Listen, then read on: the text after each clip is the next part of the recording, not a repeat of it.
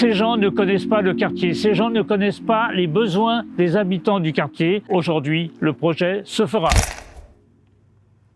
Au dernier conseil municipal, la droite a très fortement attaqué le projet du centre commercial Leclerc au Fossé-Jean. Je suis sidéré, je suis ébahi. Ça fait 2 ans depuis que Valérie Pécresse a annoncé qu'elle ne construirait plus de lycée à Colombes, que nous travaillons sur un projet de transfert du centre commercial.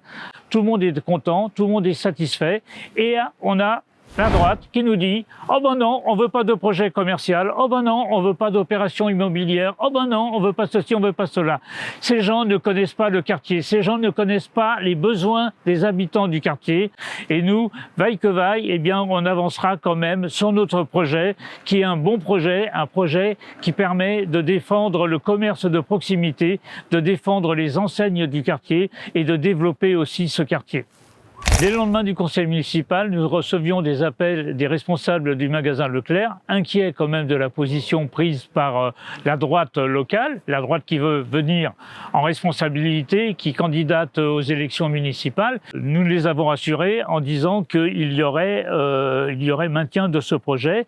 Et d'ailleurs, eux-mêmes ont engagé la signature d'une pétition pour que ce magasin se fasse, parce qu'ils en ont besoin et le quartier en a besoin. Aujourd'hui, c'est une pétition qui a recueilli plus de 1000 signatures.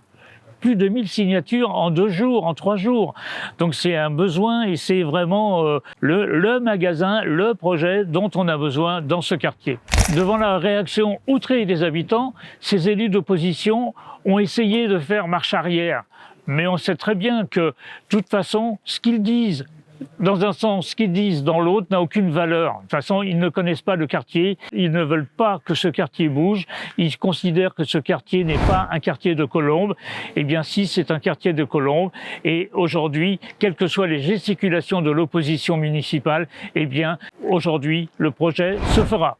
C'est un projet d'ampleur qui accueillera non seulement le centre commercial, mais également des logements en résidence intergénérationnelle, des logements en accession en BRS, qu'on appelle le BRS, c'est l'accession sociale, et puis des logements tout court, des logements sociaux également. Donc une diversité de produits pour accueillir des nouveaux habitants ou des habitants qui vivent dans le quartier mais qui veulent déménager. Et puis, et bien évidemment, il n'arrive pas comme un cheveu sur la soupe, ce projet. Il arrive parce que la ville a investi énormément de ces 15 dernières années sur le quartier, a mis plusieurs millions d'euros sur l'amélioration.